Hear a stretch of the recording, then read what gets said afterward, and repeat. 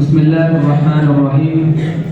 الحمد لله رب العالمين والصلاة والسلام على سيد المرسلين. اما بعد، اب ہم سیرت کیس کا پروگرام شروع کرنے جا رہے ہیں. قبل اس کے کہ ہم پروگرام کا آغاز کریں، تلاوت کلام اللہ کے لیے عمر جمال پوری کو دعوت دیتے ہیں کہ وہ آئے اور تلاوت کلام پاک پیش کریں. ہر لفظ کو سینے میں بسا لو تو بنے بات، ہر لفظ کو سینے میں بسا لو تو بنے بات، طاقوں میں سجانے کو یہ قرآن نہیں ہے. عمر جمال پوری.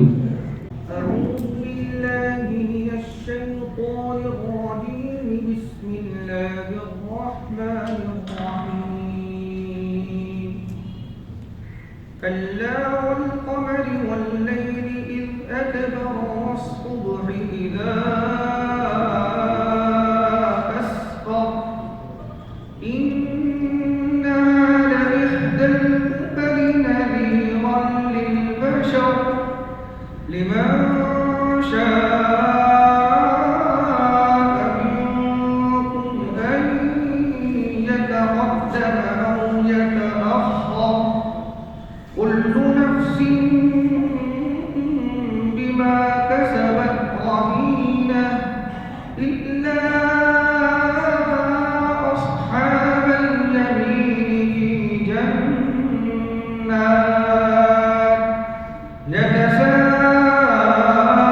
يتساءلون عن المجرمين ما سلككم في سقر قالوا لم نكن من المصلين ولم نكن نطعم المسكين وكنا نخوض مع الخائضين وكنا نكذب بيوم الدين حتى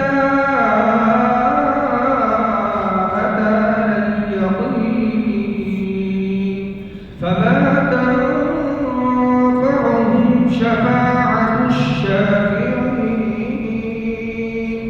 فما لهم عن التذكرة معرضين كأنهم حمر مستنفرة فرت من قسورة بل يريد كل امرئ منهم أن يؤتى صحفا منشرة كلا بل لا يخافون الآخرة كلا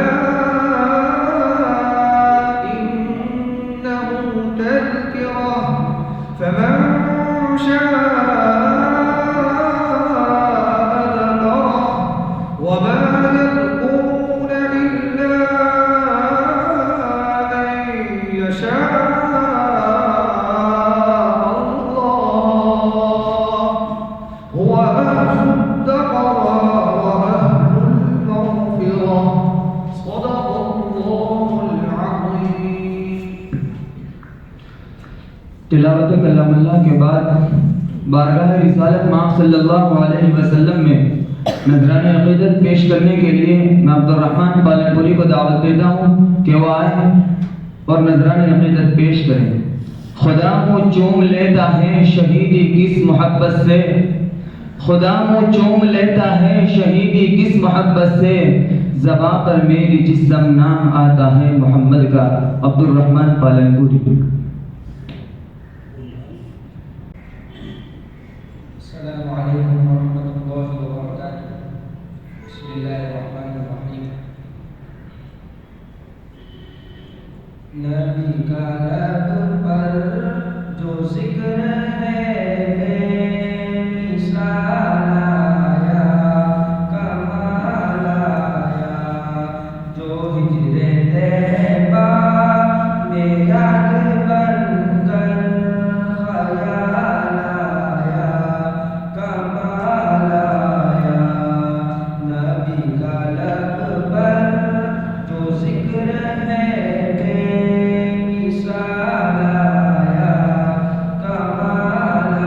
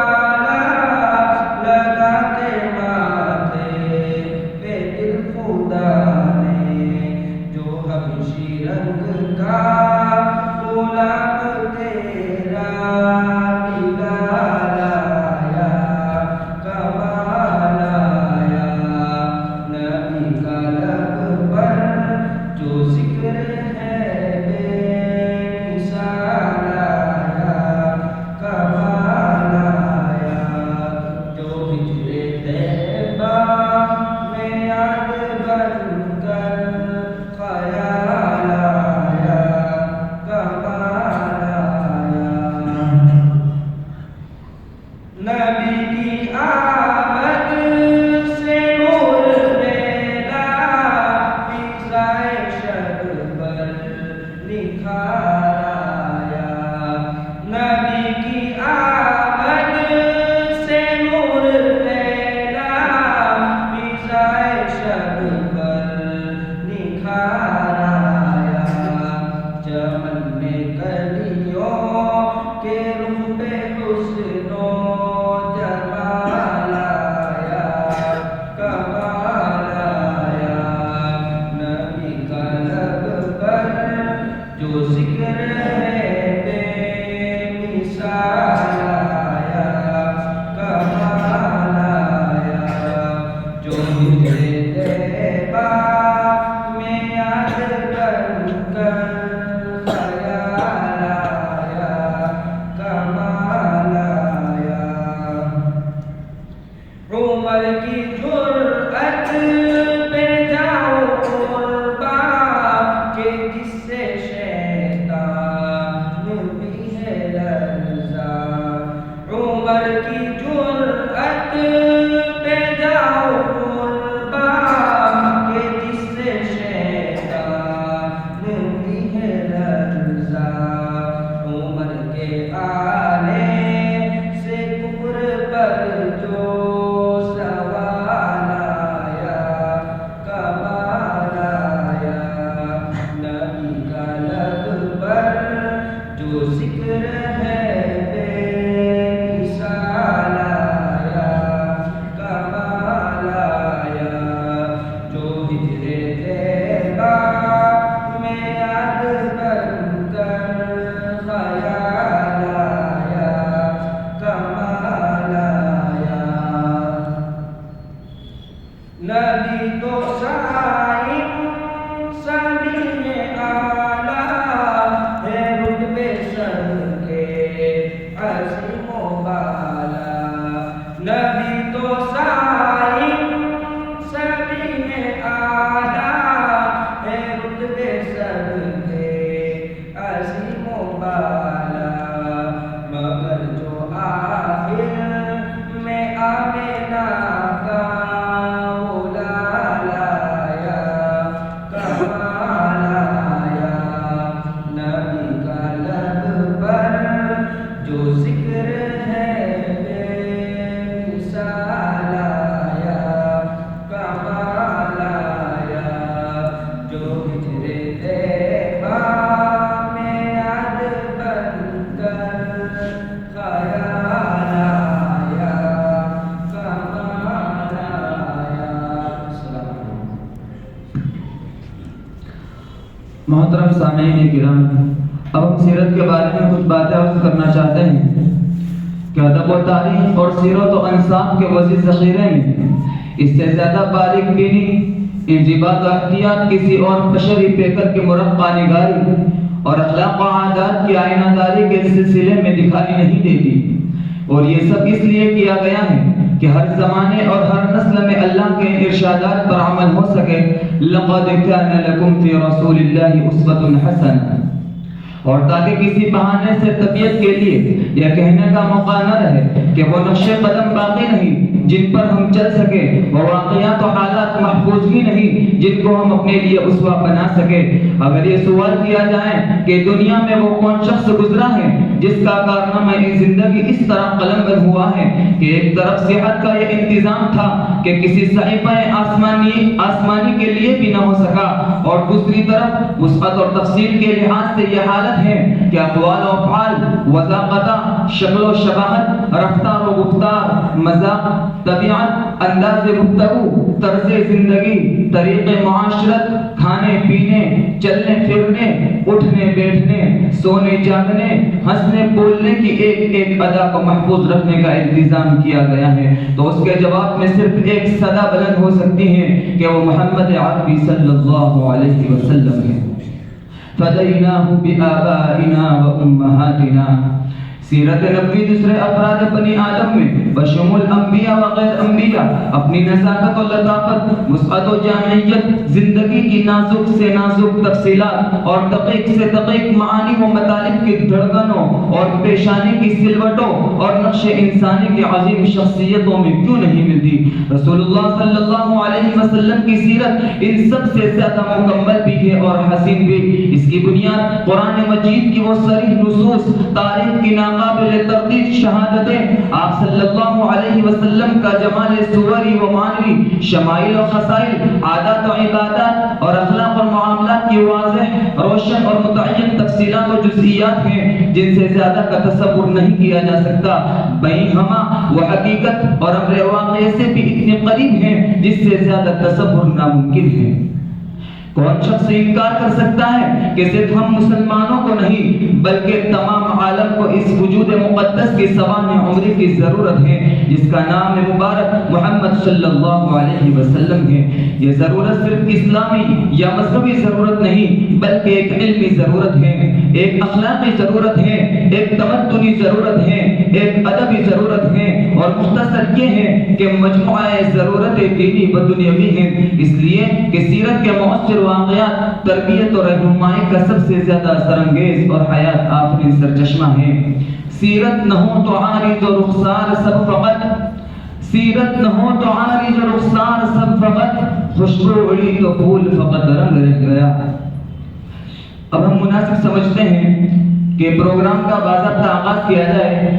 اس سے پہلے ہم حکم مستحکم سے درخواست کریں گے کہ وہ اپنی نشست خاص پر تشریف لا کر ہماری حوصلہ افزائی فرمائیں۔ اس بزم کے پہلے حکم میں جناب مولانا زبیر صاحب استاد تفسیر و حدیث دارالعلوم الفضل جوہاں پورا، اور دوسرے حکم میں جناب مولانا صلاح الدین صاحب سین پوری صدر مدرس جامعۃ الایمان گرمگا۔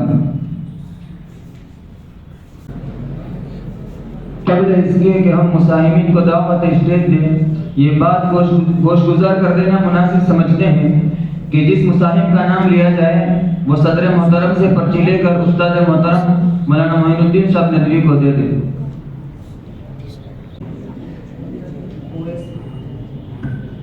اویس بہرام پوری۔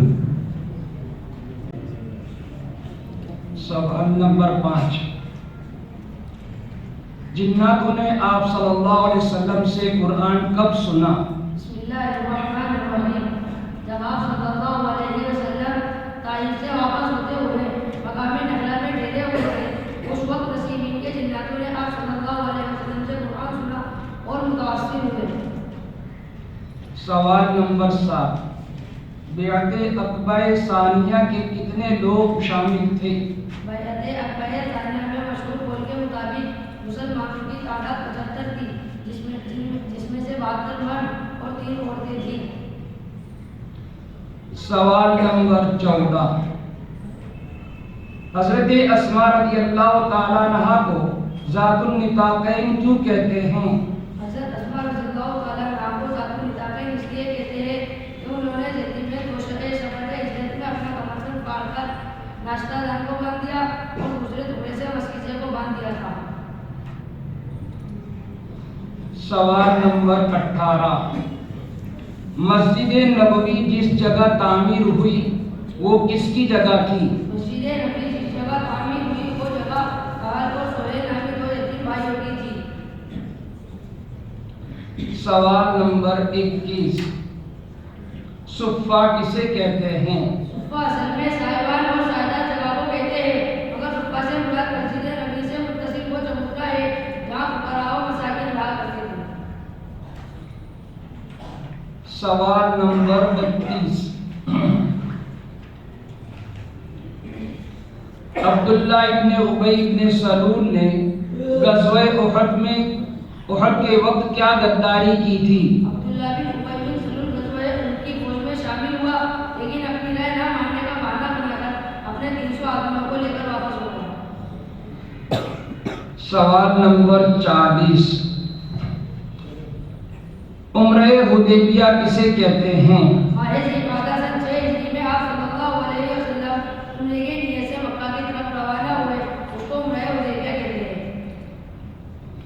سوال نمبر 48 وفات سے پہلے آپ صلی اللہ علیہ وسلم کی علالت کتنے روز تک رہی؟ وفات سے پہلے آپ صلی اللہ علیہ وسلم 13 یا 14 روز بیمار رہے۔ ٹھیک ہے جائیے۔ محمد جوہاپوری۔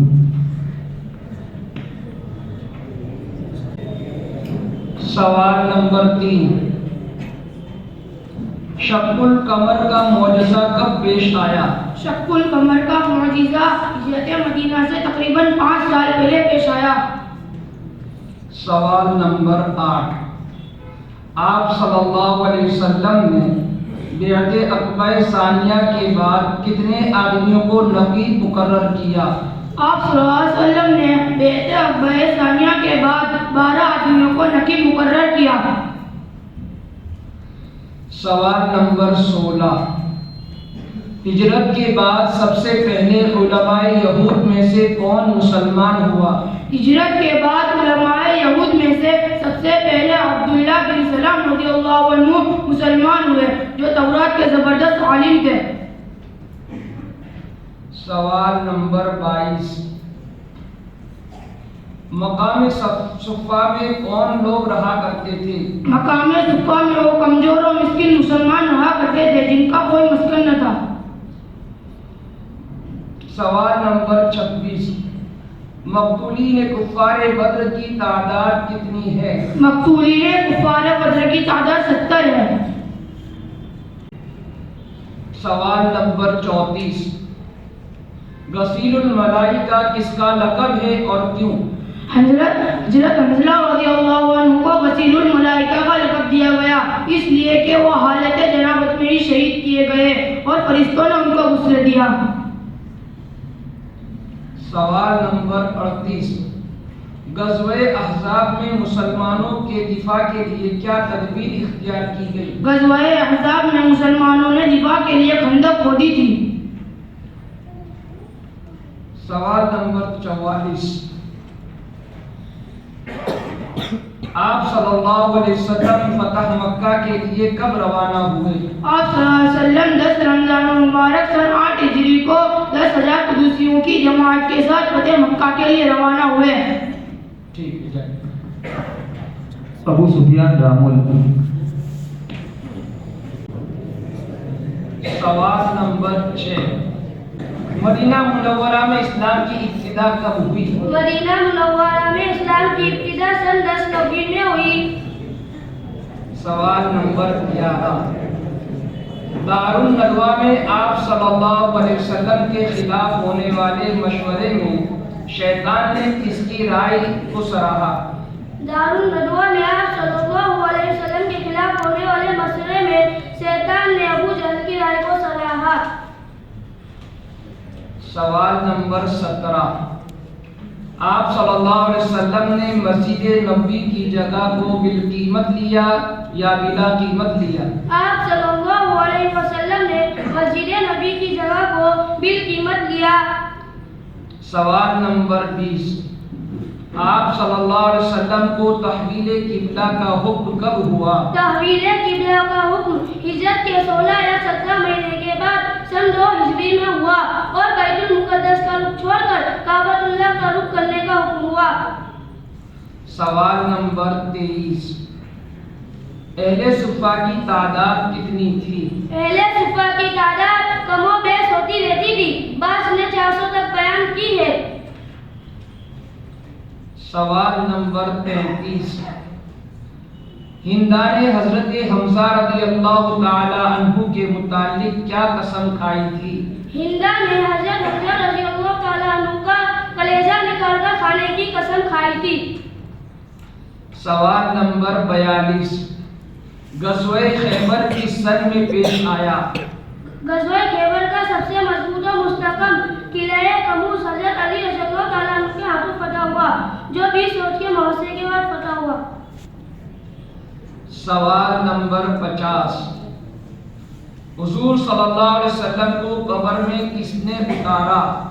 حضور صلی اللہ علیہ وسلم کو قبر میں حضرت علی رضی اللہ تعالیٰ عنہ، حضرت عباس رضی اللہ تعالیٰ عنہ اور حضرت عباس رضی اللہ تعالیٰ عنہ کے دو صاحبزادے فضل اور کلثوم نے اتارا۔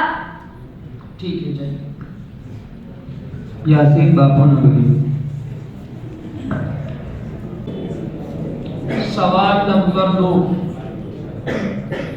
آپ صلی اللہ علیہ وسلم نے دعوت کا کام علی الاعلان کب شروع کیا؟ بسم اللہ الرحمن الرحیم۔ آپ صلی اللہ علیہ وسلم نے دعوت کا کام نبوت ملنے کے بعد 3 سال تک مخفی طور پر کیا اور 3 سال بعد علی الاعلان شروع کیا۔ سوال نمبر 4، معجزہ رد شمس کب واقع ہوا اور اس وقت آپ کہاں تھے؟ معجزہ رد شمس 7 ہجری میں خیبر سے واپسی کے وقت ہوا۔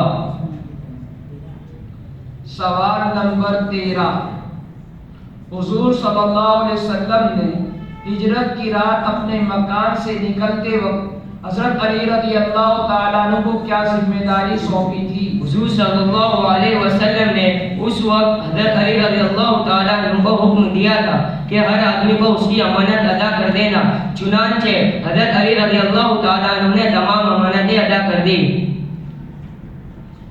سوال نمبر 15، قریش نے حضور صلی اللہ علیہ وسلم کو گرفتار یا قتل کر کے لانے کا کیا انعام طے کر رکھا تھا؟ قریش نے اس سلسلے میں 100 اونٹوں کا انعام طے کیا تھا۔ سوال نمبر 25، غزوہ بدر میں کتنے مسلمانوں نے شہادت کا مرتبہ پایا؟ غزوہ بدر میں 14 مسلمانوں نے شہادت کا مرتبہ پایا۔ سوال نمبر 32، عبداللہ ابن ابی ابن سلول نے غزوہ احد کے وقت کیا غداری کی تھی؟ عبداللہ بن ابی بن سلول غزوہ احد کی فوج میں شامل ہوا، لیکن اپنی رائے نہ ماننے کا بہانہ بنا کر اپنے 300 آدمیوں کو لے کر واپس ہو گیا۔ سوال نمبر 38، غزوہ احزاب میں مسلمانوں نے دفاع کے لیے کیا تدبیر اختیار کی؟ غزوہ احزاب میں مسلمانوں نے دفاع کے لیے خندق کھودی تھی۔ سوال نمبر 42، غزوہ خیبر کس سن میں پیش آیا؟ غزوہ خیبر 7 ہجری میں پیش آیا۔ ٹھیک ہے جی۔ سفیان دانی لندہ۔ سوال نمبر 1، مہر نبوت کب لگائی گئی؟ بسم اللہ الرحمن الرحیم۔ مہر نبوت آپ کے جسم میں ولادت سے ہی تھی۔ سوال نمبر 8، آپ صلی اللہ علیہ وسلم نے بیعت عقبہ ثانیہ کے بعد کتنے آدمیوں کو نقیب مقرر کیا؟ آپ صلی اللہ علیہ وسلم نے بیعت عقبہ ثانیہ کے بعد 12 آدمیوں کو نقیب مقرر کیا۔ سوال نمبر 18، مسجد نبوی جس جگہ تعمیر ہوئی وہ کس کی جگہ تھی؟ مسجد نبوی جس جگہ تعمیر ہوئی وہ جگہ سہل اور سہیل نامی 2 یتیم بھائیوں کی تھی۔ سوال نمبر 23، اہل صفہ کی تعداد کتنی تھی؟ اہل صفہ کی تعداد کم و بیش ہوتی رہتی تھی، بعض نے 400 تک بیان کی ہے۔ سوال نمبر 28، مقتولین بدر کی لاشوں کو کہاں پھینکا گیا؟ بدر میں قتل ہونے والے قریشی سرداروں کی لاشیں بدر کے کنویں میں ڈالی گئی۔ سوال نمبر 35، شراب کی حرمت کا حکم کب ہوا؟ سن 3 ہجری میں شراب کی حرمت کا حکم دیا گیا۔ سوال نمبر 39، غزوہ احزاب میں خندق کھودنے کی رائے کس نے دی تھی؟ غزوہ احزاب میں خندق کھودنے کی رائے حضرت سلمان فارسی رضی اللہ تعالیٰ عنہ نے دی تھی۔ سوال نمبر 50، حضور صلی اللہ علیہ وسلم کو قبر میں کس نے اتارا؟ حضور صلی اللہ علیہ وسلم کو قبر میں حضرت علی رضی اللہ تعالیٰ عنہ، حضرت عباس رضی اللہ تعالیٰ عنہ اور حضرت عباس رضی اللہ تعالیٰ عنہ کے 2 صاحبزادے فضل اور کلثوم نے اتارا۔ ٹھیک ہے جی۔ علی جمان پوری۔ سوال نمبر 3، शक्ल कमर का मौजज़ा कब पेश आया? बिस्मिल्लाहिर्रहमानिर्रहीम। शक्ल कमर का मौजज़ा हिजरत मदीना से तकरीबन 5 साल पहले पेश आया। सवाल नंबर 6, मदीना मुनव्वरा में इस्लाम की इब्तिदा कब हुई? मदीना मुनव्वरा में इस्लाम की इब्तिदा सन 10 नबी में हुई। सवाल नंबर 12, जब कुरैश आप सल्लल्लाहु अलैहि वसल्लम को कत्ल करने के लिए जमा हुए तो आप सल्लल्लाहु अलैहि वसल्लम ने अपने बिस्तर पर किसको सुलाया? जब कुरैश आप सल्लल्लाहु अलैहि वसल्लम को कत्ल करने के लिए जमा हुए तो आप सल्लल्लाहु अलैहि वसल्लम ने हजरत अली रज़ियल्लाहु अन्हु को अपने बिस्तर पर सुलाया। सवाल नंबर 17, आप सल्लल्लाहु अलैहि वसल्लम ने मस्जिद नबवी की जगह को बिलकीमत लिया या बिला कीमत लिया? आप सल्लल्लाहु अलैहि वसल्लम ने मस्जिद नबी की जगह को बिलकीमत लिया। सवाल नंबर 27, असीरान बद्र की तादाद कितनी है? असीरान बद्र की तादाद 70 है। सवाल नंबर 29, असीरान बद्र के बारे में हजरत अबू बकर और हजरत उमर रज़ियल्लाहु अन्हुमा की क्या राय थी? असीरान बद्र के बारे में हजरत अबू बकर रज़ियल्लाहु अन्हु की राय फिदिया लेकर छोड़ देने की और हजरत उमर रज़ियल्लाहु अन्हु की राय कत्ल कर देने की थी। सवाल नंबर 37, गज़वे अहज़ाब किस सन में पेश आया? गज़वे अहज़ाब माह शव्वाल सन 5 हिजरी में पेश आया। सवाल नंबर 49, हुजूर सल्लल्लाहु अलैहि वसल्लम की उम्र शरीफ कितनी थी? हुजूर सल्लल्लाहु अलैहि वसल्लम की उम्र शरीफ 63 साल थी। ठीक है। अनस बेहरामपुरी। सवाल नंबर 1, मोहर नबूवत कब लगाई गई थी? बिस्मिल्लाहिर्रहमानिर्रहीम। मोहर नबूवत आप सल्लल्लाहु अलैहि वसल्लम के जिस्म में विलादत से ही थी। सवाल नंबर 2, आप सल्लल्लाहु अलैहि वसल्लम ने दावत का काम अलल ऐलान कब शुरू किया? आप सल्लल्लाहु अलैहि वसल्लम ने दावत का काम नबूवत मिलने के बाद 3 साल तक मख्फी तौर पर किया और 3 साल बाद अलल ऐलान शुरू किया। सवाल नंबर 14, हज़रत अस्मा रज़ियल्लाहु ताला अन्हा को ज़ातुन निताक़ैन क्यों कहते हैं? हज़रत अस्मा रज़ियल्लाहु ताला अन्हा को ज़ातुन निताक़ैन इसलिए कहते हैं कि उन्होंने जल्दी में तोसे सफ़रे हिजरत में अपना कमरबंद फाड़ कर नाश्ता दान को बांध दिया और दूसरे टुकड़े से मस्कीने को बांध दिया था। सवाल नंबर 27, असीरान बद्र की तादाद कितनी है? असीरान बद्र की तादाद 70 है। सवाल नंबर 35, शराब की हुर्मत का हुक्म कब हुआ? सन 3 हिजरी में शराब की हुर्मत का हुक्म दिया गया। सवाल नंबर 40, उम्रे हुदैबिया किसे कहते हैं? माहे ज़िलक़ादा सन 6 हिजरी में आप सल्लल्लाहु अलैहि वसल्लम उम्रे की नियत से मक्का की तरफ रवाना हुए, उसको उम्रे हुदैबिया कहते हैं। सवाल नंबर 42, गज़वे खैबर किस सन में पेश आया? गज़वे खैबर सन 7 हिजरी में पेश आया। सवाल नंबर 49, हुजूर सल्लल्लाहु अलैहि वसल्लम की उम्र शरीफ कितनी थी? हुजूर सल्लल्लाहु अलैहि वसल्लम की उम्र शरीफ 63 साल थी। ठीक है। अब्दुल्ला रखिया। सवाल नंबर 4, मौजज़ाए रद्द शम्स कब वाक़े हुआ? बिस्मिल्लाहिर्रहमानिर्रहीम। मौजज़ाए रद्द शम्स सन 7 हिजरी में खैबर से वापसी के वक्त हुआ। सवाल नंबर 10, दारुल नदवा में आप सल्लल्लाहु अलैहि वसल्लम के खिलाफ होने वाले मशवरे में किसकी राय मोतबर मानी गई? दारुल नदवा में आप सल्लल्लाहु अलैहि वसल्लम के खिलाफ होने वाले मशवरे में अबू जहल की राय मोतबर मानी गई। सवाल नंबर 18, मस्जिद नबवी जिस जगह तामीर हुई वो किसकी जगह थी? मस्जिद नबवी जिस जगह तामीर हुई वो जगह सहल और फहल नामी 2 यतीम भाइयों की थी। सवाल नंबर 20 आप सल्लल्लाहु अलैहि वसल्लम को तहवील किबला का हुक्म कब हुआ? तहवील किबला का हुक्म हिजरत के 16 या 17 महीने के बाद सन 2 हिजरी में हुआ और बैतुल मुक़द्दस का रुख छोड़कर काबतुल्लाह का रुख करने का हुक्म हुआ। सवाल नंबर 26 मक़तूलीन कुफ़ार बद्र की तादाद कितनी है? मक़तूलीन कुफ़ार बद्र की तादाद 70 है। सवाल नंबर 31 ग़ज़वे उहद में इस्लामी लश्कर की क्या तफसील है? ग़ज़वे उहद में आप सल्लल्लाहु अलैहि वसल्लम के साथ 700 सहाबा थे, जिनमें 100 जीरा पोश थे और सारे लश्कर में 2 घोड़े थे।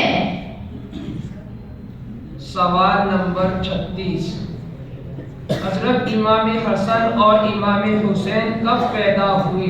सन 3 हिजरी में हजरत इमाम हसन और उसके बाद वाले साल यानी सन 4 हिजरी में हजरत हुसैन रज़ियल्लाहु ताला अन्हु पैदा हुए।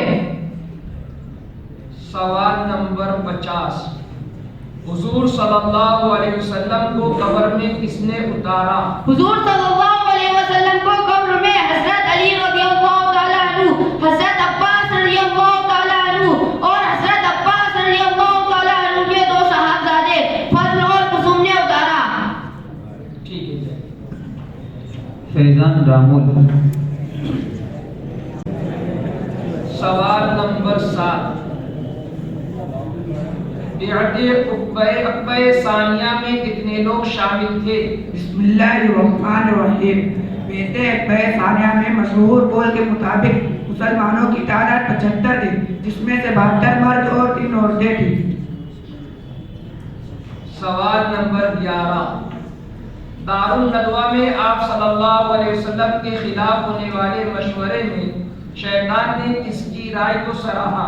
दारुल नदवा में आप सल्लल्लाहु अलैहि वसल्लम के खिलाफ होने वाले मशवरे में शैतान ने अबू जहल की राय को सराहा।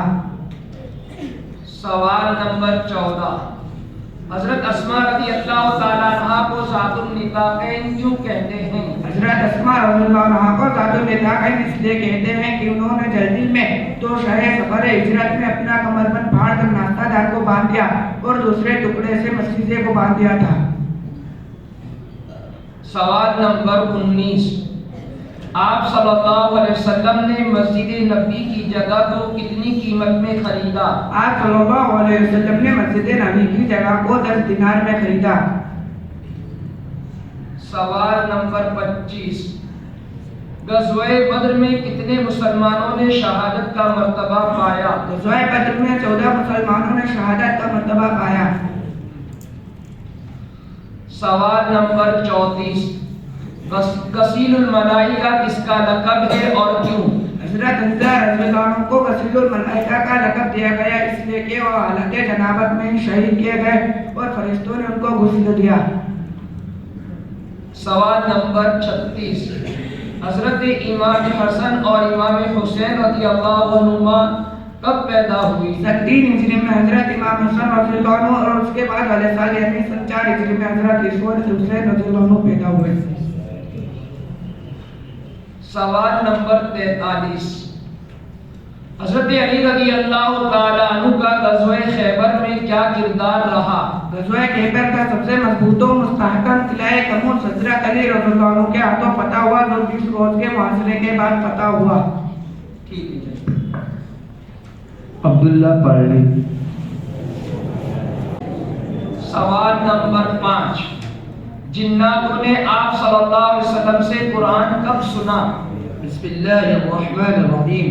जब आप सल्लल्लाहु अलैहि वसल्लम ताइफ से वापस होते हुए मकाम नखला में ठहरे हुए थे, उस वक्त नसीबीन के जिन्नातों ने आप सल्लल्लाहु अलैहि वसल्लम से कुरान सुना और मुताअस्सिर हुए। सवाल नंबर 9 दारुल नदवा में कुरैश क्या करते थे? दारुल नदवा में कुरैश अपने अहम कामों का मशवरा किया करते थे। सवाल नंबर 10 दारुल नदवा में आप सल्लल्लाहु अलैहि वसल्लम के खिलाफ होने वाले मशवरे में किसकी राय मोतबर मानी गई? दारुल नदवा में आप सल्लल्लाहु अलैहि वसल्लम के खिलाफ होने वाले मशवरे में अबू जहल की राय मोतबर मानी गई। सवाल नंबर 19, आप सल्लल्लाहु अलैहि वसल्लम ने मस्जिद नबी की जगह को कितनी कीमत में खरीदा? आप सल्लल्लाहु अलैहि वसल्लम ने मस्जिद नबवी की जगह को 10 दीनार में खरीदा। सवाल नंबर 24, गज़वे बद्र में जब आप सल्लल्लाहु अलैहि वसल्लम की चादर मुबारक गिर गई तो उसे किसने उठाया? आप सल्लल्लाहु अलैहि वसल्लम के दोशे मुबारक से गिरी हुई चादर को हजरत अबू बकर सिद्दीक रज़ियल्लाहु अन्हु ने उठा कर दिया। सवाल नंबर 35, हिंदा ने हजरत हमजा रज़ियल्लाहु ताला अन्हु के मुतालिक क्या कसम खाई थी? हिंदा ने हजरत हमजा रज़ियल्लाहु अन्हु का कलेजा निकाल कर खाने की कसम खाई थी। सवाल नंबर 41, सुलह हुदैबिया के लिए कुरैश की तरफ से कौन आया था और सुलहनामा किसने मुरतब किया था? सुलह हुदैबिया के लिए कुरैश की तरफ से सुहैल बिन अम्र आए थे और सुलहनामा हजरत अली रज़ियल्लाहु अन्हु ने तैयार किया था। सवाल नंबर 47, गज़वे तबूक कब पेश आया? ग़ज़वा तबूक माह रजब सन 9 हिजरी में पेश आया। ठीक है। जामिया के उस्ताद जनाब कारी मोहम्मद साहब फलाही की जानिब से तमाम मुसाहिमीन को 1000 रुपये मौसूल हुए। जज़ाकुमुल्लाहु खैरन व अहसनल जज़ा। अब आखिरी मुसाहिम अरकान 3 दरवाज़ा। सवाल नंबर 9, दारुल नदवा में कुरैश क्या करते थे? बिस्मिल्लाहिर्रहमानिर्रहीम। दारुल नदवा में कुरैश अपने अहम कामों का मशवरा किया करते थे। सवाल नंबर 13, हुजूर सल्लल्लाहु अलैहि वसल्लम ने हिजरत की रात अपने मकान से निकलते वक्त हज़रत अली रज़ियल्लाहु ताला अन्हु को क्या जिम्मेदारी सौंपी थी? हुजूर सल्लल्लाहु अलैहि वसल्लम ने उस वक्त हजरत अली रज़ियल्लाहु अन्हु को हुक्म दिया था कि हर आदमी को उसकी अमानत अदा कर देना। चुनांचे हजरत अली रज़ियल्लाहु अन्हु ने तमाम अमानतें अदा कर दी। सवाल नंबर 15, कुरैश ने हुजूर सल्लल्लाहु अलैहि वसल्लम को गिरफ्तार या कत्ल करके लाने का क्या इनाम तय कर रखा था? कुरैश ने इस सिलसिले में 100 ऊँटों का इनाम तय किया था।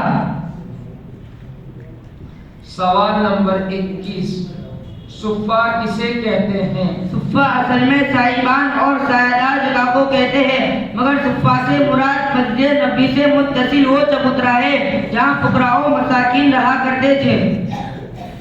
सवाल नंबर 24, गज़वे बद्र में जब आप सल्लल्लाहु अलैहि वसल्लम की चादर मुबारक गिर गई तो उसे किसने उठाया? आप सल्लल्लाहु अलैहि वसल्लम के दोशे मुबारक से गिरी हुई चादर को हजरत अबू बकर सिद्दीक रज़ियल्लाहु ताला अन्हु ने उठा कर दिया था। सवाल नंबर 32, अब्दुल्ला इब्ने उबई इब्ने सलूल ने गज़वे उहद के वक्त क्या गद्दारी की थी? अब्दुल्ला बिन उबई बिन सलूल गज़वे उहद की फौज में शामिल हुआ, लेकिन अपनी राय ना मानने का बहाना बनाकर अपने 300 आदमियों के साथ वापस हो गया। सवाल नंबर 41, सुलह हुदैबिया के लिए कुरैश की तरफ से कौन आया था और सुलहनामा किसने मुरतब किया था? सुलह हुदैबिया के लिए कुरैश की तरफ से सुहैल बिन अम्र आए थे और सुलहनामा हजरत अली रज़ियल्लाहु ताला अन्हु ने तैयार किया था। सवाल नंबर 45, गज़वे हुनैन कब हुआ और हुनैन कहाँ है? फतेह मक्का के तकरीबन 1 महीने के बाद गज़वे हुनैन हुआ, जो मक्का और ताइफ के दरमियान एक मकाम है जहाँ हवाज़िन और सकीफ के कबाइल आबाद थे। ठीक है जी। अब आखिर में हम अपने मेहमान खुसूसी और हकम मुस्तहकम जनाब मौलाना सलाहुद्दीन साहब सिद्धपुरी से मुअद्दबाना व मुतवाज़िआना दरख्वास्त इल्तिमास करते हैं कि हज़रत वाला अपने क़ीमती तासुरात और मुफीद हिदायत से हम तलबा की रहनुमाई फरमाएं जो मुस्तक़बिल में हमारे लिए मशअल राह साबित हों। अस्सलामु अलैकुम व रहमतुल्लाहि व बरकातुहू। अल्हम्दुलिल्लाहि रब्बिल आलमीन वस्सलातु वस्सलामु अला रसूलिहिन नबिय्यिल उम्मिय्यिल करीम व अला आलिहि व सहबिहि अजमईन। अम्मा बाद, قابل صد احترام استاد محترم حضرت مولانا صدیق صاحب دامت برکاتہ العالیہ، حضرت مفتی ہے صاحب دامت برکاتہ العالیہ، اور معزز اساتذہ کرام اور عزیز طلبہ، الحمدللہ اردو خطابت کا پروگرام بہت ہی زیادہ قبول مقبول رہا کہ طلبہ نے ماشاءاللہ اپنی معافی ضمیر کو اچھے سے ادا کیا۔ اللہ تبارک و تعالیٰ اس میں دین دنیا رات چوگنی ترقیات سے مالا مال فرمائے، اور جامعہ سے ایسے افراد اللہ امت کو عطا فرمائے جو دین کی صحیح خدمت گزار امت کے لیے ثابت ہو۔ خطابت کا میدان بہت وسیع اور عریض میدان ہے۔ جس نے اس میدان میں بازی جیت لی وہ ہر میدان میں ہمیشہ کامیاب رہا ہے۔ ہم آج کل دیکھ رہے ہیں کہ جس کی زبان اچھی ہے، جو اپنی باتوں کو لوگوں کے سامنے صحیح انداز سے پیش کر سکتا ہے، وہ دن بدن اس میدان میں کامیاب ہوتا جا رہا ہے اور لوگ اس سے مستفید ہوتے جا رہے ہیں۔ آدمی لوگ جو ہے انہیں کو دعوت دیتے ہیں جو دین کی بات پہنچا سکتا ہے، جو اس کا حق ادا کر سکتا ہے۔ تو عزیز طلباء سے میری درخواست ہے کہ اس فن کو، اس موضوع کو ہلکا نہ لیں، معمولی نہ سمجھیں، بلکہ اس کی اہمیت کو پیدا کریں، اس کو ایک عظیم مقصد سے حاصل کریں۔ میرا مقصد صرف خطابت کے میدان میں آ کر لوگوں کو متوجہ کرنا یا لوگوں کی جو ہے واہ واہ حاصل کرنا یا اپنی عزت کو بڑھانا یہ نہ ہو، بلکہ میں صحیح معنی میں امت کے سامنے صحیح پیغام پہنچا سکوں۔ کئی مسائل ایسے ہیں کہ جس میں امت آج سسک رہی ہے، صحیح رہبری کرنے والے نہیں ہیں، صحیح جو ان کے سامنے پیش کرنے والے نہیں ہیں۔ تو ہمیں جو اس میدان میں آگے بڑھ کر حصہ لینا ہے اور ایک اس کا انداز جو ہے اس کو حاصل کرنا ہے، اس کو سیکھنا ہے، اس میں محنت کرنی ہے تاکہ اس انداز سے ہم لوگوں کو متوجہ کر سکیں، لوگوں کے سامنے صحیح بات پہنچا سکیں۔ ہمارے طلباء نے الحمدللہ اچھی محنت کی اور اچھے ایک انداز کے سامنے تقریر پیش کی، اللہ رب العزت اور ترقی عطا فرمائے۔ لیکن جو ہے اور آپ سے درخواست ہے کہ اس فن میں اور زیادہ محنت کرنے کی ضرورت ہے۔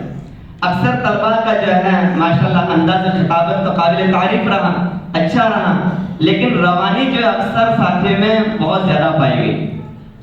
یہ روانی سے جو ہے نقصان یہ ہوتا ہے کہ سامعین اچھی طرح سمجھ نہیں پاتے، اور آدمی جو ہے ابھی سے اگر ہم نے اس پر کنٹرول نہ کیا تو دھیرے دھیرے جو ہماری روانی بڑھتی جائے گی اور ایک عمر کے بعد صحیح تلفظ زبان سے نکلنا مشکل ہو جائے گا۔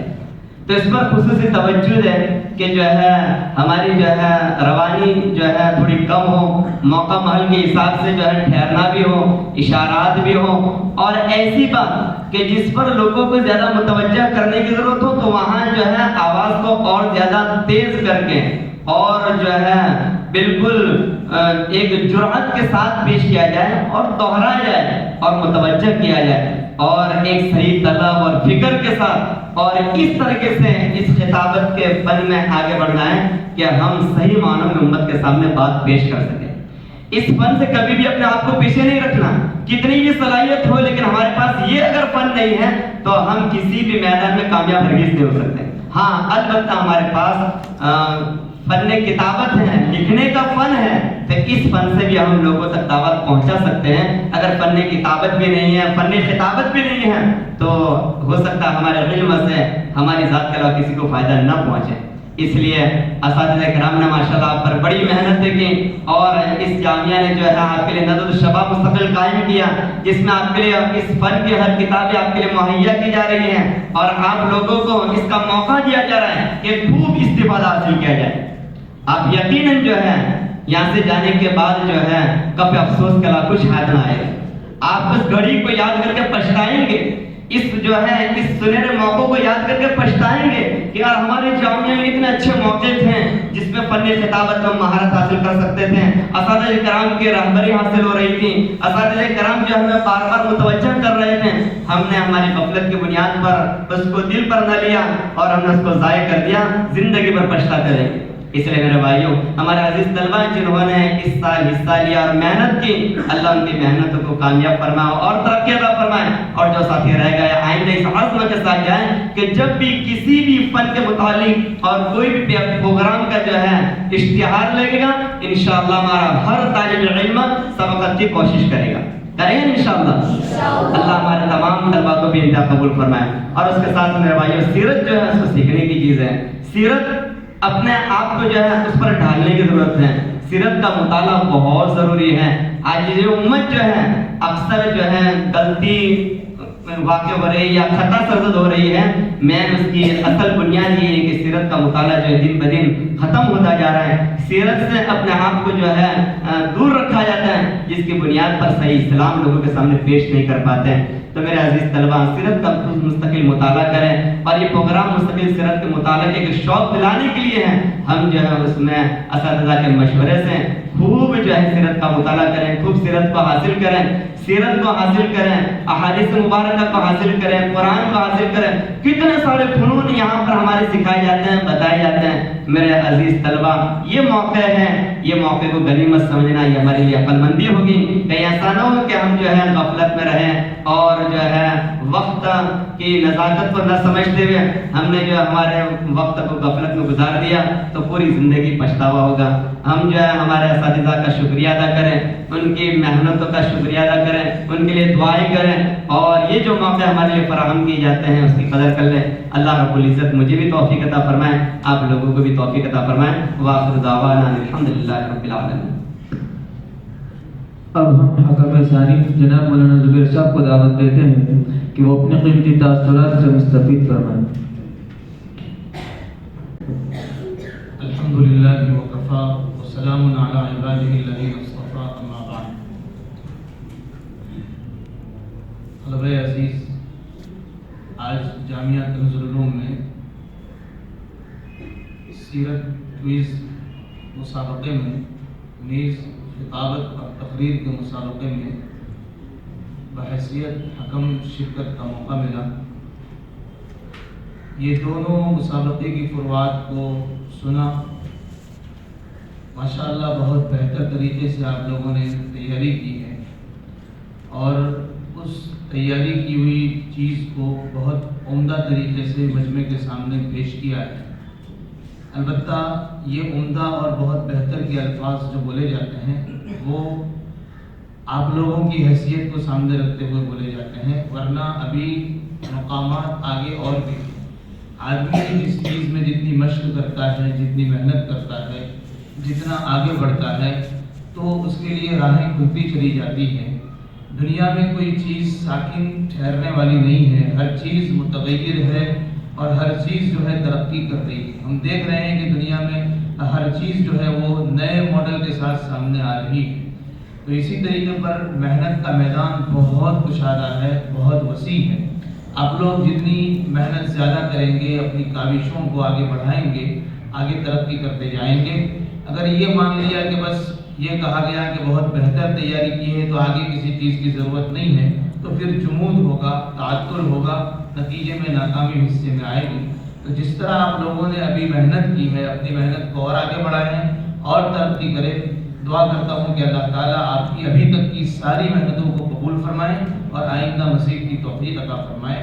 تقریر و خطابت کے سلسلے میں جنہوں نے مسابقہ میں حصہ لیا ہے، مولانا صلاح الدین صاحب نے جو ابھی فرمایا کہ روانی بہت زیادہ تھی، تو یہ روانی پر بھی کنٹرول کرنے کی ضرورت ہے، اور تقریر پر ایک عبور حاصل ہو، ملکہ تقریر ہمارے اندر اچھی طریقے سے پیدا ہو جائیں۔ اس کے لیے جن چیزوں کو دیکھنے کی ضرورت ہے، جن چیزوں کو اہمیت دی جاتی ہے، ان میں سے ایک چیز یہ ہے کہ انسان جو ہے مطالعہ خوب کرے۔ یہ ہماری ابھی تقریر تو تیاری کی ہوئی ہے، لیکن آئندہ ہمیں جو ہے ایسے مجموعوں سے خطاب کرنا ہے کہ بعض مرتبہ ہم کو کہا جائے گا کہ فلاں جگہ پر جو ہے مجموعہ تیار بیٹھا ہوا ہے، آپ ان کے سامنے اپنی بات پیش کیجئے۔ تو ڈائریکٹ ان کے سامنے جا کر بات پیش کرنا یہ اس وقت ممکن ہوگا جبکہ ہمارا مطالعہ بہت وسیع ہوگا۔ نیز جو اچھے مقررین ہیں ان کو بار بار سننا، وہ کس طرح بولتے ہیں، کون سا جملہ کس طرح ادا کرتے ہیں، کون سی بات کو کس طرح پیش کرتے ہیں، یہ بہت ضروری ہے۔ اور یہ مقررین کو سننے سے ہمارے اندر، چونکہ ہر ایک مقرر میں کوئی نہ کوئی ایسی خوبی ہوتی ہے، کمال ہوتا ہے جو دوسرے میں نہیں پایا جاتا، تو جہاں جہاں سے خوبیاں ہمیں نظر آئیں ان ساری خوبیوں کو ہم لے لیں۔ اسی نے بڑی پیاری بات کہی ہے کہ خطیب جو ہے، خطیب، یہ خطیب کا جو لفظ ہے اس میں 4 حرف ہیں، ان میں سے جو پہلا حرف ہے وہ خطیب کی، یہ چاروں الفاظ، چاروں حروف جو ہے وہ خطیب کی صفت پر دلالت کرنے والے ہیں۔ جو خا ہے یہ دلالت کرتا ہے اس بات پر کہ خطیب میں خوش بیانی ہونی چاہیے، خطیب میں خوش بیانی ہونی چاہیے، خشک بیانی نہیں ہونی چاہیے۔ خطیب میں کیا ہونا چاہیے؟ خوش بیانی، یعنی بہت بہتر طریقے سے اپنی بات پیش کرے کہ مجمع کو اپنی طرف کھینچ لے۔ بڑے بڑے مقرر ہمارے ہندوستان میں گزرے ہیں، یہ شاہ اللہ بخاری رحمۃ اللہ علیہ کے بارے میں ہم پڑھتے ہیں کہ کیا خطیب تھے۔ لوگ ان سے کہا کرتے تھے کہ شاہ صاحب آپ عشاء کے بعد سے لے کر فجر تک تقریر کرتے ہیں، مجمع اپنی جگہ پر بیٹھا رہتا ہے، ہلتا نہیں ہے، اگر آپ بیچ میں پیشاب کرنے کی چھٹی دے دیں تو لوگ پیشاب کر کے واپس آئیں گے، گھر نہیں بھاگیں گے۔ آج عام طور پر کیا ہوتا ہے کہ اگر تقریر زیادہ لمبی ہے تو لوگ پیشاب کے بہانے سے کیا ہے نکلنا شروع ہو جاتے ہیں۔ تو شاہ صاحب رحمۃ اللہ علیہ کو فرمایا کرتے تھے لوگ کہ آپ کی تقریر اتنی دلکش ہوتی ہے اور اتنی پر اثر ہوتی ہے کہ اگر آپ بیچ میں وقفہ بھی کر دیں تو وقفے کے بعد لوگ بھاگیں گے نہیں، بلکہ اپنی ضروریات کو پوری کر کے واپس آپ کی تقریر سننے کے لیے آ جائیں گے۔ اس کے لیے خوش بیانی کا ہونا ضروری ہے۔ خوش بیانی میں اس میں آدمی کو خود جو ہے اپنے آپ پر قابو کر کے، مجمع کا ڈر دل سے نکال کر، اپنے آپ پر جو ہے کنٹرول کر کے میں کیا کہنا چاہتا ہوں پوری سمجھداری کے ساتھ مجمع کے سامنے بات رکھنی پڑتی ہے۔ شاہ صاحب رحمۃ اللہ علیہ کی تقریر کا اقتباس مفتی ابو لبابہ صاحب نے جو ہے اپنی کتاب میں اس کو نقل کیا ہے۔ ایک اقتباس نقل کیا ہے کہ ایک مرتبہ کہنے لگے کہ یہ زندگی کیا ہے، 3/4 ریل میں گزر گئی، 1/4 جیل میں گزر گئی، جہاں بھی جاتا ہوں لوگ گلے کا ہار بن جاتے ہیں۔ آج کلکتہ، کل ڈھاکہ، ڈھاکہ سے دلی، دلی سے بمبئی، بمبئی سے آگرہ، آگرہ سے لکھنؤ، لکھنؤ سے لاہور، لاہور سے پشاور، ہر ہندوستان کے جتنے قصبات ہیں ان سب کا آپ جائزہ لے لو، ہر کہیں گھوم پھر کر آیا ہوں۔ سال کے 365 دن ہیں، میں نے 366 تقریریں کی ہیں۔ اس کے بعد کہنے لگے کہ میں نے جب تقریر کی لوگوں کے سامنے تو لوگوں نے کہا کہ واہ شاہ جی واہ، اور جب میں جیل گیا تو لوگوں نے کہا کہ آہ شاہ جی آہ، لوگوں کی اسی آہ اور واہ میں ہم ہو گئے تباہ۔ ایک مرتبہ آپ تقریر کر رہے تھے اور مرزا غلام احمد قادیانی کے خلاف وہ ایک دور تھا کہ جس میں جو ہے جب ملک تقسیم ہوا اس کے بعد پڑوسی ملک کی جو فضا تھی اس میں جو قادیانیوں نے جو سر اٹھایا تھا ان کی سرکوبی کے لیے، ان کو دبانے کے لیے جو جس طریقے کی کوششیں ہو رہی تھی، اسی جلسے میں آپ تقریر کر رہے تھے اور مرزا غلام احمد قادیانی کے بارے میں کہنے لگے کہ مرزا غلام احمد قادیانی، اس کے اندر بہت ساری کمیاں اور کمزوریاں تھیں، اس کے قد و قامت میں تناسب نہیں تھا، نقوش میں توازن نہیں تھا، وہ کیریکٹر کا بالکل گرا ہوا انسان تھا، اور یہ کمیاں اس کے اندر اگر نہیں بھی ہوتی، وہ مجسمہ حسن و جمال ہوتا، وہ کیریکٹر کا آفتاب ہوتا، خاندان کا مہتاب ہوتا، وہ مرد میدان ہوتا، بہادر ہوتا، شاعر ہوتا، فردوسی وقت ہوتا، ابو الفضل اس کی چاکری کرتا، خیام جو ہے اس کا وظیفہ خوار ہوتا، انگریزی کا شیکسپیئر ہوتا، اردو کا ابوالکلام آزاد ہوتا، اور وہ دعویٰ کرتا کہ میں نبی ہوں تو کیا ہم اس کو مان لیتے؟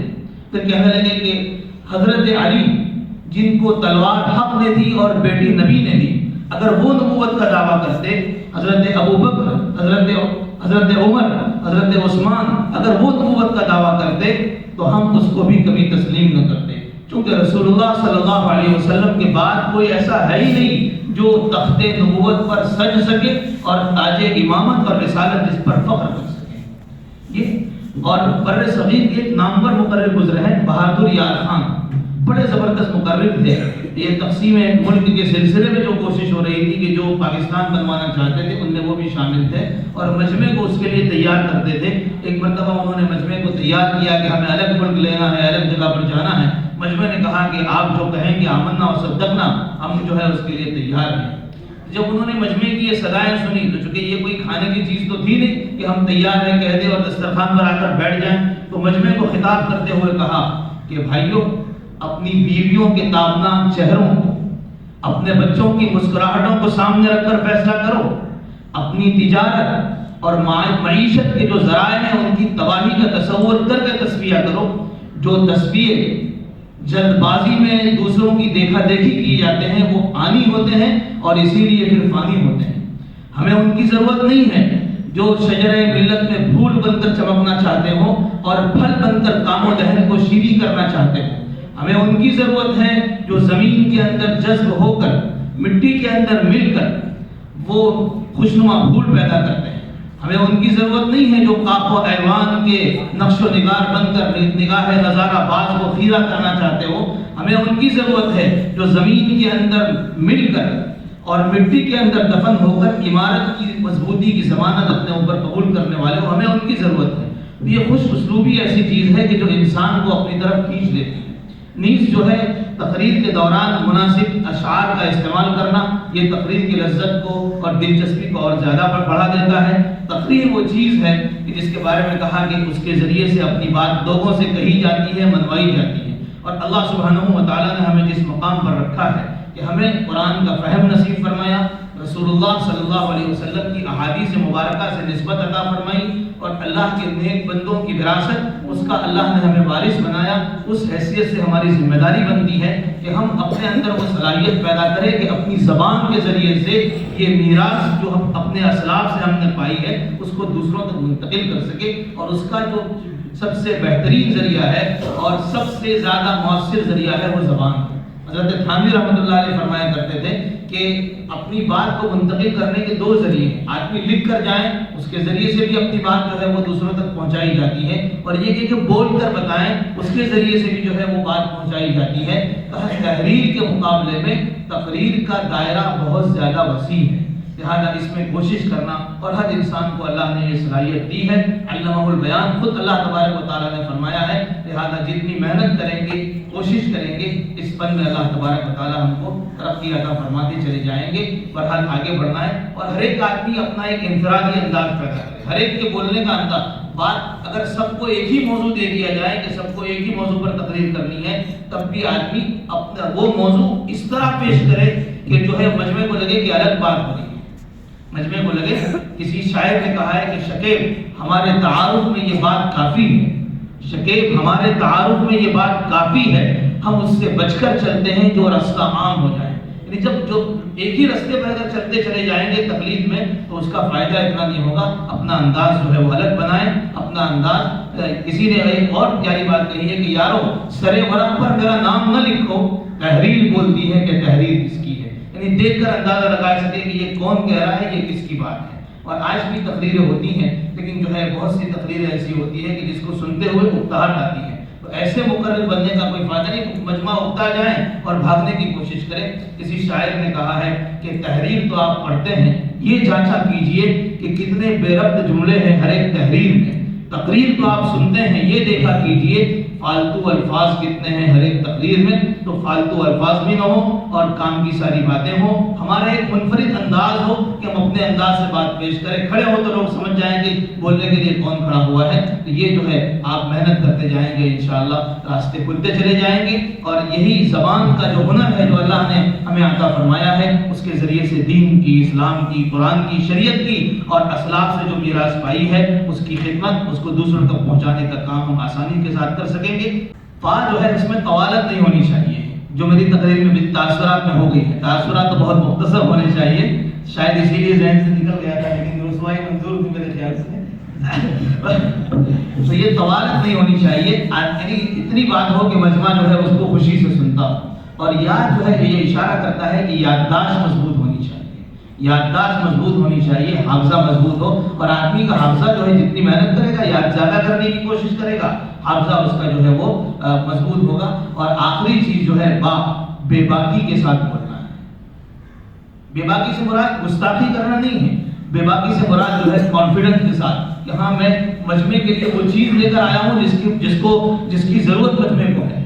اگر میں یہاں پر مٹھائی تقسیم کرنے کے لیے آؤں تو شرمندہ ہوں گا کہ بہت فخر سے بانٹوں گا، فخر کے ساتھ بانٹوں گا، مٹھائی بانٹ رہا ہوں۔ تو ایسے ہی جب مقرر بات کرنے کے لیے کھڑا ہو تو اس کے کانفیڈنس ہونا چاہیے کہ میں جو بات لے کر آیا ہوں مجمع کو اس کی ضرورت ہے اور وہ چیز اللہ نے مجھے عطا فرمائی ہے. تو یہ جو ہے خوش بیانی بھی ہو، غالب نہ ہو، یادداشت اچھی ہو اور اسی طریقے پر بے باکی ہو، یہ ساری چیزیں جب جمع ہو جائیں تو حقیقی معنوں میں خطیب بنتا ہے. آپ لوگوں نے ابھی تک کی جو محنت کی ہے بہت مبارکباد ہے. اللہ تبارک و تعالیٰ اس کو شرف قبولیت عطا فرمائے. جن اساتذہ نے آپ کو تیار کیا ہے اللہ تعالیٰ ان کو بھی بہترین بدل نصیب فرمائے اور اسی نوع کی مزید محنت سے اللہ تبارک و تعالیٰ آگے بھی آپ کو ترقیات سے مالا مال فرمائے. تو آخر دعوانا الحمدللہ رب العالمین. اللہ تعالیٰ یہ سب چیزیں آپ کو نصیب فرمائے. سامعین حضرات، اب ہم اپنے رونق جلسہ حضرت مولانا مفتی یحییٰ صاحب دامت برکاتہم کو بسط ادب و احترام درخواست کرتے ہیں کہ وہ اپنے کلمات عالیہ سے ہم سامعین کو مستفید فرمائیں. الحمدللہ رب العالمین والعاقبۃ للمتقین والصلاة والسلام علی سیدنا و مولانا محمد وعلی آلہ وصحبہ اجمعین. اما بعد فاعوذ باللہ من الشیطان الرجیم. بسم اللہ الرحمن الرحیم. هل يستوي الذين يعلمون والذين لا يعلمون. صدق اللہ العظیم. ابھی آپ حضرات حکمین کے تاثرات سن رہے تھے. ماشاءاللہ مولانا صلاح الدین صاحب نے بھی جو ہمارے طلباء کے لیے مفید باتیں تھی وہ پیش کر دی اور اسی طریقے سے مولانا زبیر صاحب نے بھی اس مسابقے کے اعتبار سے جو مفید باتیں تھی وہ پیش کی. اخیر میں میرا نام پیش کیا گیا مگر خود مولانا زبیر صاحب نے یہ خطیب کی تعریف بیان کی الفاظ کے اعتبار سے. تو میں تو ان خطیب کے اندر جو معنی کے اعتبار سے اور حروف کے لحاظ کے اعتبار سے جو معنی ہونا چاہیے اس کے اعتبار سے ایک حرف کے اندر بھی نہیں آتا. نہ خوش اسلوبی ہے اور نہیں میرے اندر یادداشت، میرے دماغ میں یادداشت کیا اچھی رہا ہے اور نہیں اپنے اندر بے باکی ہے. تو اب آپ حضرات کے سامنے کھڑے رہ کر میں خطابت کروں کس طرح. لیکن عزیز طلبہ، جو باتیں آپ کے سامنے بیان کی گئی وہ نہایت عام باتیں تھیں. بس 2 یا 3 بات بیان کر کے اپنی بات کو ختم کر دوں گا. ایک تو یہ کہ اس خطابت میں بہت ضروری ہے یادداشت کے اعتبار سے تقریروں کا یاد کرنا. مجھے یاد پڑتا ہے میں نے ایک جگہ پڑھا ہے حضرت مولانا حکیم الاسلام قاری تقی صاحب رحمۃ اللہ علیہ وہ فرماتے ہیں کہ میں نے خطابت سیکھی اس طرح، اس لیے کہ دنیا میں نام روشن تھا، بڑے زبردست خطیب تھے. وہ فرماتے کہ میں نے 50 تقریریں حضرت علامہ شبیر احمد عثمانی دامت رحمۃ اللہ علیہ کی یاد کی ازبر. جب تک ہم اپنے اکابر کی تقریروں کو ازبر یاد نہیں کریں گے اس وقت تک ہم صحیح معنوں میں خطیب نہیں بن سکتے. آپ نے بھی اقتباس سنے جو ہمارے بہترین مقررین کے، وہ اس وقت تک نہیں ہو سکتا جب تک وہ یاد نہ کریں گے. اس لیے بہت ضروری ہے کہ یہ جو ہمارے اکابر ہیں ان اکابر کی تقریروں کا الفاظ در الفاظ ایک ایک لفظ یاد کریں. پھر جب انشاءاللہ آپ یاد کر لو گے پھر آپ کو اللہ تبارک و تعالیٰ بیان کرنے پر قوت عطا فرمائے گا اور کنٹرول عطا فرمائے گا. اگر آپ کہیں کہ میں محنت نہ کروں اور کچھ یاد نہ کروں اور ایسے ہی مقرر بن جاؤں تو بہت مشکل ہے. اس لیے پہلے یہ بات تھا اس بات سوچ لوں اگر اچھا مقرر بننا ہے تو اپنا اساتذہ اکرام سے مشورہ کر کے بہترین عمدہ تقریریں یاد کرو. دوسری بات یہ کہ جب تقریری فن کے اندر آگے بڑھنے کا ارادہ ہو اور آپ یہ سوچو کہ میں بہترین مقرر بن جاؤں تو بہترین مقرر بننے کے لیے نیت کے اندر اخلاص ہو، جیسے مولانا صلاح الدین صاحب نے بھی اس طرف اشارہ فرمایا کہ بھئی عزت کو حاصل کرنا نہیں اور لوگ ہماری واہ واہ کرے وہ چیز نہیں، بلکہ مقصد ہمارا یہی ہو کہ اللہ رب العزت نے جو علم ہمیں عطا فرمایا وہ علم ہم دوسروں تک پہنچائے، اور اس کے لیے ضروری ہے ہماری باتوں کے اندر اثر پیدا کرنے کے لیے جو تقریر آپ یاد کرو گے اور لوگوں کے سامنے آپ بیان کرو گے، اس کے لیے بہت ضروری ہے کہ آپ پہلے ان باتوں پر اچھی طریقے سے عزم مصمم کریں کہ جو کچھ میں نے یاد کیا ہے یا جو کچھ میں پیش کرنے والا ہوں اس پر انشاءاللہ میں عمل کروں گا۔ جب تک انسان خود عمل نہیں کرتا، عامل نہیں ہوتا، اس کی تقریر بہت اچھے انداز سے بھی ہو جائے اور بہت بہترین بھی ہو جائے، لوگ اس کی واہ واہ بھی کریں، لیکن تقریر کا جو اثر ہوتا ہے سامنے والوں کی زندگیوں میں تبدیلی پیدا کرنے کا وہ نہیں۔ ایک واقعہ یاد آ گیا، میں نے کئی مرتبہ میرے شیخ، میرے استاد محترم حضرت مفتی احمد صاحب خان پوری دامت برکاتہم العالیہ کی زبانی علماء کرام کے مجمع کو خطاب کرتے میری بات سنی۔ وہ فرماتے، جب یاد نہیں ہو جگہ وغیرہ، مگر ایک بزرگ کا واقعہ انہوں نے بیان کیا، اور اس واقعہ کو جو نقل کر رہے حضرت نے یہ واقعہ سنا تھا حضرت شیخ ابو الحسن الندوی رحمۃ اللہ علیہ کی زبانی۔ وہ فرماتے کہ ایک مرتبہ ایک شیخ تقریر کر رہے تھے، اور تقریر کرتے ہوئے میں یہ بات جو اب عرض کرنے جا رہا تھا، شاید بات کوئی دوسری جگہ پر جا رہی ہے، اس کو موقوف کرتا ہوں، انشاءاللہ ایک کبھی اور جگہ بات کروں گا۔ خیر، مجھے یہ بتلانا ہے کہ اپنی بات کے اثر پیدا کرنے کے لیے ضروری ہے کہ ہم پہلے اس پر عمل کرنے والے ہوں۔ دیکھو انشاءاللہ یہ چیز ہوگی تو بڑا فائدہ ہوگا۔ تیسری بات یہ کہ تقریر کو معمولی نہ سمجھیں، ہماری اگر محنت ہوگی، ہم کوشش کریں گے تو ہماری زبان سے نکلے ہوئے الفاظ کے ذریعے سامعین کی زندگیوں میں تبدیلی پیدا ہو جاتی ہے۔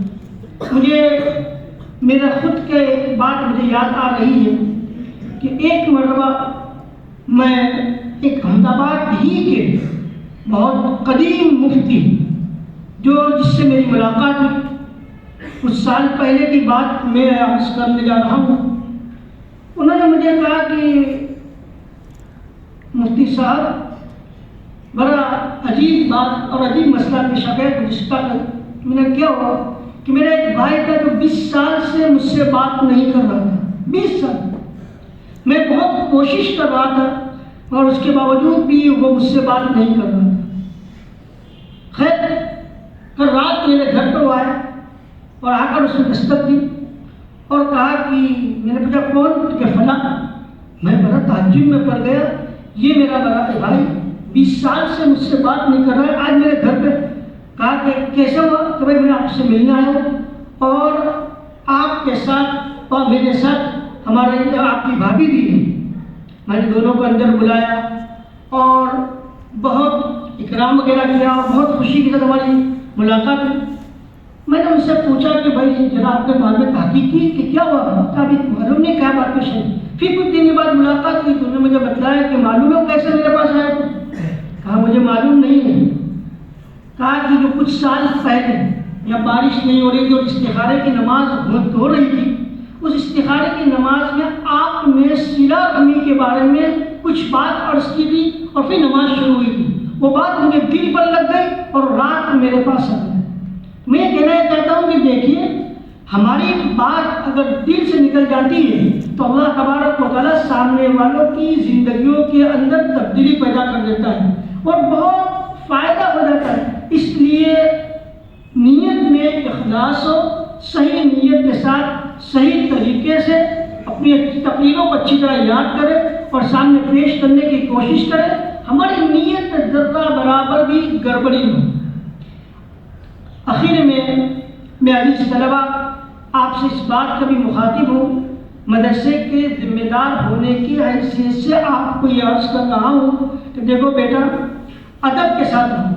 میں نے یہاں آج ایک بات دیکھی کہ جب کوئی بچہ بیچارہ تقریر کے لیے آتا یا کوئی بچہ جو سیرت کے مسابقے کے لیے یہاں پر آتا تو وہاں سے شور اٹھتا تھا، یہ مجلس کے ادب کے خلاف ہے اور یہ اچھی بات نہیں ہے، بلکہ آنے والے یہاں پر جو بیچارہ آتا ہے اور اپنی تقریر کو پیش کرتا ہے تو اس کی حوصلہ افزائی ہونی چاہیے، اس کے بجائے ہمارے شور سے اس کے دماغ پر، اس کے دل پر اثر ہوتا ہے۔ اس لیے مجلس کا ادب، اساتذہ کا ادب بہت ضروری ہے۔ علم آ جائے گا، اگر ادب نہیں ہوگا تو علم کا فائدہ نہیں ہوگا۔ اس لیے یہ بات ٹھان لے، اس بات کی کوشش کرے کہ ہمیشہ جہاں بھی جائے، جس جگہ بھی جائے، جہاں بھی بیٹھنا ہو، ادب کے ساتھ، ذرہ برابر بھی مجلس کی بے ادبی نہ ہو۔ اور اللہ تبارک و تعالیٰ نے اب ہمیں پورا سال ہمیں عطا فرمایا، سال کا اختتام ہو رہا ہے، اس لیے بھی آپ سے یہ عرض کر رہا ہوں کہ اب کچھ دن، کچھ وقت باقی رہ گئے، اس لیے ان اوقات کے اندر آپ کو محنت کریں اور محنت کر کے امتحان میں کامیاب ہونے کی کوشش کریں، انشاءاللہ بڑا فائدہ ہوگا۔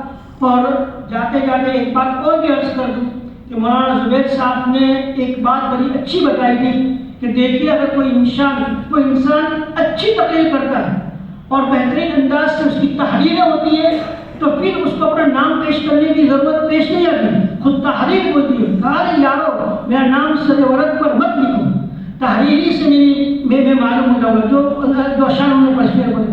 مجھے یاد پڑتا ہے شاید 2009 کی بات کہ میں اور مفتی امتیاز صاحب رحمۃ اللہ علیہ ہم دونوں عمرے میں تھے، اور اس وقت ہماری ملاقات حضرت مولانا سجاد صاحب نعمانی دامت برکاتہم سے ہوئی، اور اس وقت ان کی زندگی میں جو تزکیہ آ گیا تھا وہ حضرت مولانا ذوالفقار صاحب نقشبندی دامت برکاتہم عالیہ سے بیٹھ ہوئے تھے۔ تو ہم جب بیٹھے ظہر کی نماز پڑھ کر میں نے حضرت سے فرمایا بڑے ادب سننے کا، حضرت بڑے ادب صاحب سے ایک بات عرض کرنا چاہتا ہوں، لیکن گستاخی اگر ہو جائے تو معاف فرما دیں۔ تو مجھے پوچھیے کیا ہے؟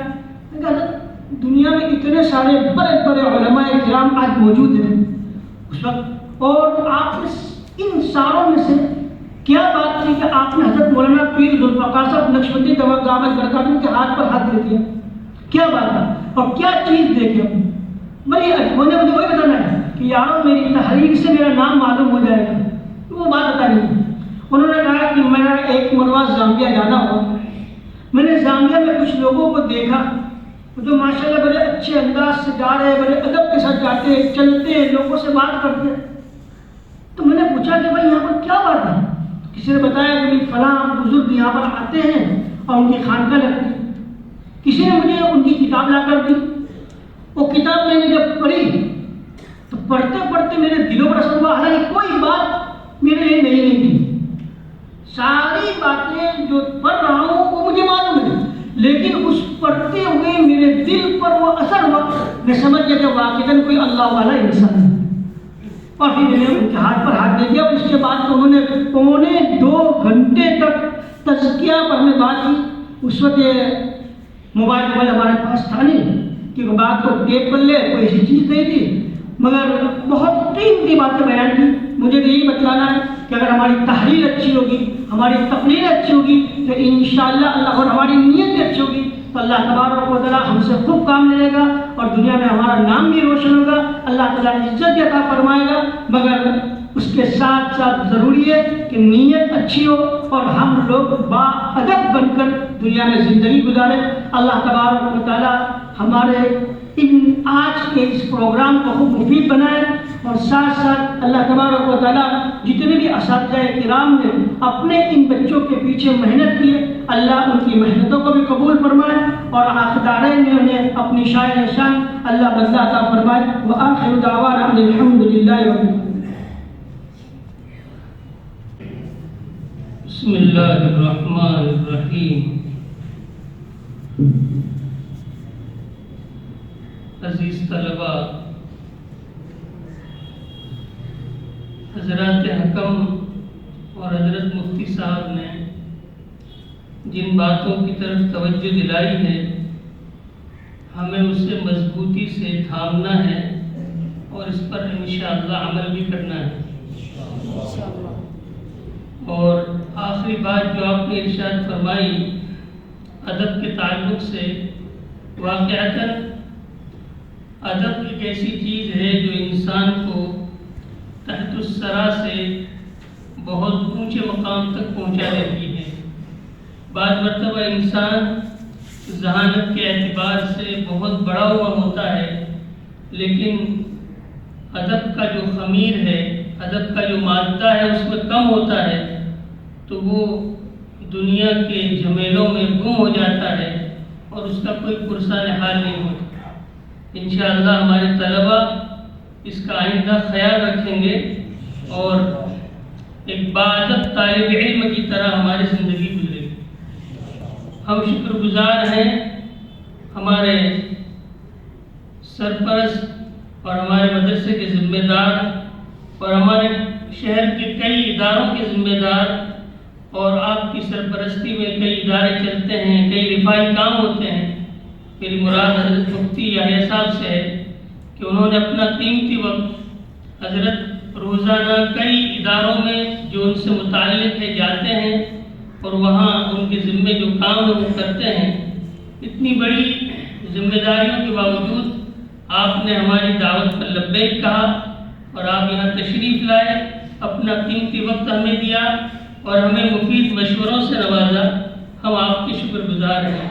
اسی طریقے سے ہم دونوں حکم حضرات کی بھی شکر گزار ہیں کہ وہ اپنے تدریسی اور انتظامی ذمہ داریوں کے باوجود ہماری ادنا آواز پر لبیک کہتے ہوئے تشریف لائے اور انہوں نے ہماری اور ہمارے طلباء کی حوصلہ افزائی کروائی۔ ہمارا یہ پروگرام جیسا کہ آپ جانتے ہیں گزشتہ کل رات عشاء بعد سے شروع ہوا ہے۔ 2 قسطیں کل رات کو ہوئی اور 2 قسطیں ابھی ہوئی۔ ہمارے تمام طلباء کو انتظار ہے نتائج کا، تو اب آپ کے سامنے نتائج کا اعلان کیا جاتا ہے۔ ہمارا سب سے پہلا جو پروگرام ہوا تھا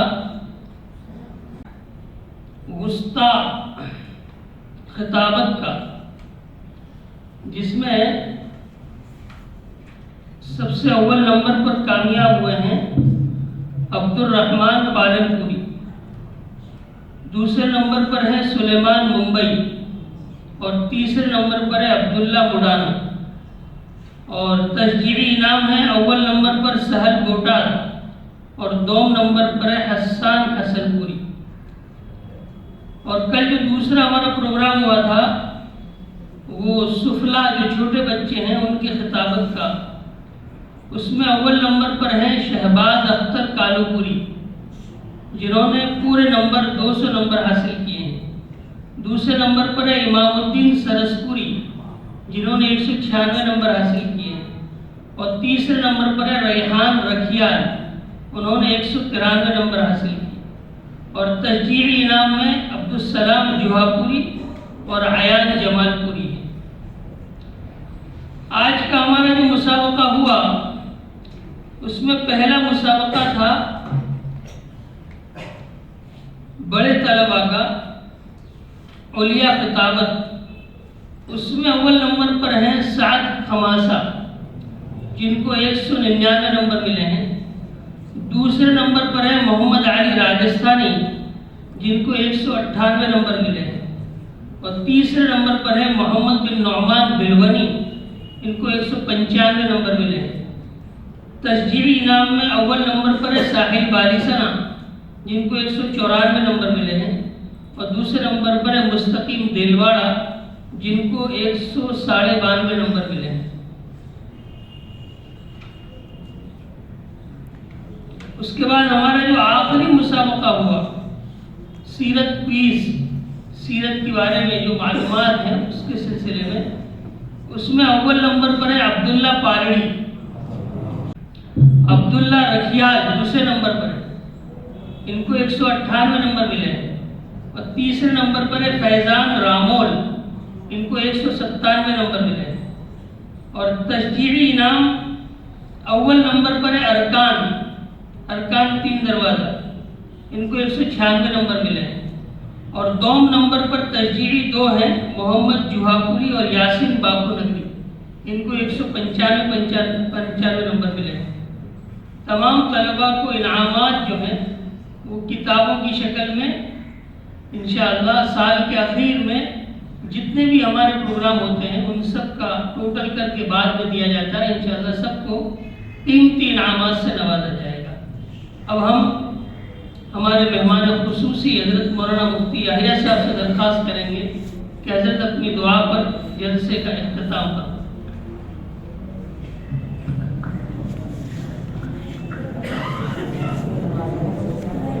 अल्हम्दुलिल्लाह रब्बिल आलमीन। अल्लाहुम्मा सल्लि अला मुहम्मद व अला आलि मुहम्मद कमा सल्लैता अला इब्राहीम व अला आलि इब्राहीम इन्नका हमीदुम मजीद। अल्लाहुम्मा बारिक अला मुहम्मद व अला आलि मुहम्मद कमा बारकता अला इब्राहीम व अला आलि इब्राहीम इन्नका हमीदुम मजीद। रब्बना ज़लमना अनफुसना व इन लम तग़फिर लना व तरहमना लनकुनन्ना मिनल खासिरीन। रब्बि इजअलनी मुक़ीमस्सलाति व मिन ذُرِّيَّتِي रब्बना व तक़ब्बल दुआ। रब्बना इग़फिर ली व लिवालिदैया व लिलमुमिनीना यौमा यक़ूमुल हिसाब। रब्बना हब लना मिन अज़वाजिना व ذُرِّय्यातिना क़ुर्रता अय्युन वजअलना लिलमुत्तक़ीना इमामा। रब्बना ला तजअलना फ़ितनतन लिल्लज़ीना कफ़रू वग़फिर लना रब्बना इन्नका अंतल अज़ीज़ुल हकीम। रब्बना ला तजअलना फ़ितनतन लिलक़ौमिज़ ज़ालिमीन वनज्जिना बिरहमतिका मिनल क़ौमिल काफ़िरीन। या अल्लाह या इलाहुल आलमीन, हमारे आज के इस इजलास को कबूल फरमा। अल्लाह जिन जिन बच्चों ने मौलाए करीम मेहनतें की है, मौलाए करीम ने कामयाबी से दरकिनार फरमा। या अल्लाह हमारे यहाँ के सारे तलबा को अल्लाह कामयाब फरमा, सबको अल्लाह तो अल्लाह आलिम रब्बानी बना, दीन का दाई बना। मौलाए करीम हमारे एक अपनी दीन की खिदमत के लिए कबूल फरमा। या अल्लाह इन सब तलबाए किराम को अल्लाह तो अक़ाइद हक़्क़ा, उलूम नाफ़िया, आमाल सालिया, अखलाक फाज़िला की दौलत से मालामाल फरमा। अल्लाह हमारे तलबाए किराम को या अल्लाह तो बुरे अखलाक, बुरे अतवार, बुरे किरदार, बुरी आदतें, बुरी सोहबतें, बुरे माहौल के बुरे असरात और बुरे लोगों की बुरी आदतों का निशाना बनने से इनकी पूरी हिफाजत फरमा। या अल्लाह तो अपनी शान रबूबियत से इनकी बेहतरीन उम्दा तरबियत फरमा कर उनकी माँ बाप की और उनके असातिज़ा की आंखों की ठंडक बना, उनके लिए सदक़े जारिया बना, उनकी उम्मीदों से बढ़कर बना। या अल्लाह इन सब बच्चों को या अल्लाह तो अल्लाह दीन अल्लाह अमल सलाह और तक़वा की दौलत से मालामाल फरमा। मौलाए करीम या अल्लाह यहाँ के असातिज़ाए किराम को भी अल्लाह कबूल फरमा ले, अल्लाह इनकी मेहनतों को कबूल फरमा ले। मौलाए करीम या इलाहुल आलमीन, हर किस्म की खैर व भलाई मुक़द्दर फरमा, हर किस्म के शुरूर और फितन से हिफाजत फरमा, शरीरों के शर से, फितनों के फितने से, हासिदीन के हसद से या अल्लाह पूरी हिफाजत फरमा। मौलाए करीम या इलाहुल आलमीन, या अल्लाह तो राज़ी हो जा, अपनी रज़ा वाली ज़िंदगी नसीब फरमा। या अल्लाह अपनी रज़ा वाली ज़िंदगी नसीब फरमा। या अल्लाह जो मांगा वो भी अता फरमा, जो मांगने से ले गया वो भी अता फरमा। हमारी दुआओं में अपने फضل व करम से कबूल फरमा। व सल्लल्लाहु तआला अला खैर खल्क़ि मुहम्मद व अला आलिहि व सहबिहि अजमईन बिरहमतिका या अरहमर राहिमीन।